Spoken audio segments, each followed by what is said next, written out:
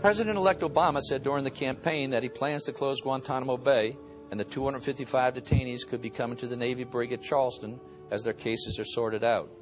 Right now, the only person being held at the brig is Ali al-Mari, considered an enemy combatant by the U.S. government. As my co-counsel Jonathan Haffetz recently wrote in an LA Times op-ed piece, once removed from the criminal justice system, Ali was deprived of any contact with the outside world, paving the way for a brutal interrogation regime. He was shackled in a fetal position to the floor of a freezing cell, kept from sleeping for days on end, and threatened with violence and death, all in a deliberate attempt to create a sense of hopelessness and despair. Guantanamo Bay, Cuba, had come to America. His interrogations in Charleston continued for 16 months before Ali was finally allowed to see a lawyer. Most of the recordings from those months of interrogations were destroyed by the Defense Department. Only a recently arranged phone call to his family convinced his brother Naji that Ali was still alive. Even though you've lived in America, even though you still like America, even though you've encouraged your nephews to go to American University, you thought that the American government had killed your brother. Yes, I really did. I really think that, somehow, some way that Ali's not alive.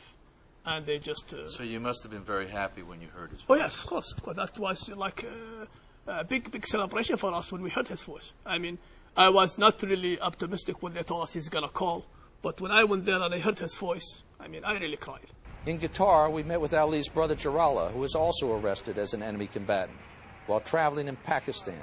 He spent 6 years and 8 months in Guantanamo Bay before he was released without ever being charged with any crime.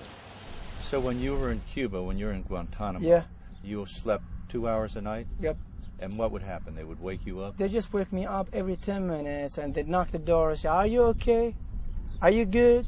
Do you need anything?" They just keep me waked, and that's it. It's just torture, like kind of torture me to not get enough sleep. What are some of the other things they did besides depriving you of sleep? They put the water.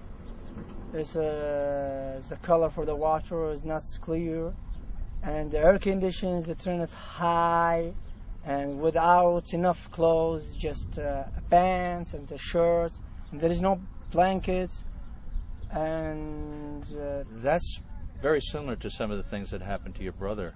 Yeah. In Charleston. Right. The air conditioning was turned down, very cold. You were cold, no shoes, no socks, no proper clothing. And the Quran, they use it as a weapon for us. If they want teasing us, they come to the Quran and do stuff in front of the Quran in front of us to make everybody mad. And we start hunger striking like about 200 people. Those experiences described by Jarrallah have made headlines in America and around the Arab world. But in this war, many Americans believe anything goes. Congress is very capable of gathering the evidence and deciding whether it's appropriate or not, whether the president's gone too far or not far enough. And it's interesting to me that while there's a lot of complaining about this, Congress has the right, a Democratic Congress versus a Republican president, has had the right for at least 2 years to step in and change this, and really has not. And my feeling about why they haven't is because when those doors go closed, the people can come in from the national security agencies, from the CIA. Robert Gates was held over, even under the incoming president, and say, here are the facts. Here are the pictures we can't show the public. This is who's out there. This is where we know they are. Throughout history, times of war have often changed the rules when it comes to the law. In the Civil War, Abe Lincoln cracked down on freedom of the press. In World War II, Japanese Americans were sent to prison camps, while the United States fought Emperor Hirohito's kamikazes. And what we have here is a very interesting situation. It's not totally novel in American law or politics at all, as we have someone who may be an enemy combatant, i.e. a kind of prisoner of war, if you will, on American soil. That has happened before. German prisoners of war were housed here in the United States, and courts have been loath to get involved and treat them like ordinary citizens. Around the Arab world, on television and newspapers, there are constant headlines about President-elect Obama. There's been newfound interest in recent stories that President Obama may finally allow enemy combatants like Ali al-Mari to have their day in court. You think that Mr. Obama will treat the people of this region, the Gulf region, the Middle East, more fairly? I believe from my belief, I think Obama is a nice person and a justice person. I think he will spread justice all over, and we believe Ali to be released as soon as Obama will see his documents, and we're looking forward to process this as soon as possible. What do you hope most for your brother? I hope, to be released. I hope, that his paper to be locked, and Ali to be released, whether to be charged or to be released.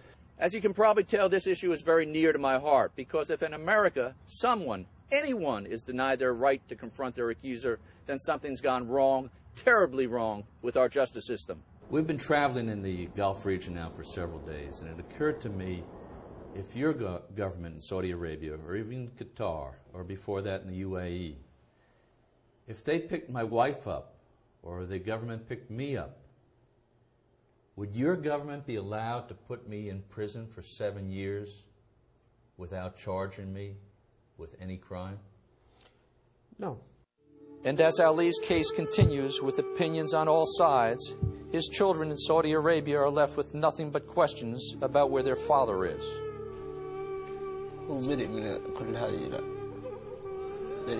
Your father has a message for you that he asked me to tell you. He wants you to know that although he's all alone, he's very strong physically, he's in good health, he's mentally very strong, he believes that he'll be released soon.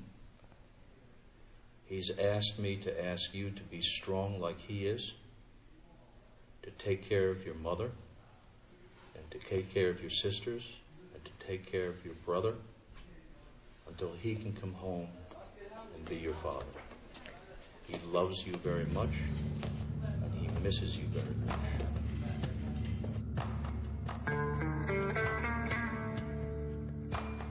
We promise to keep Abdul Hadi updated on his father's case, and we will keep you updated as well on future editions of the Savage Report. Reporting from the Mideast, I'm Andy Savage. From all of us at the Savage Report, thank you for joining us, and we'll see you next time.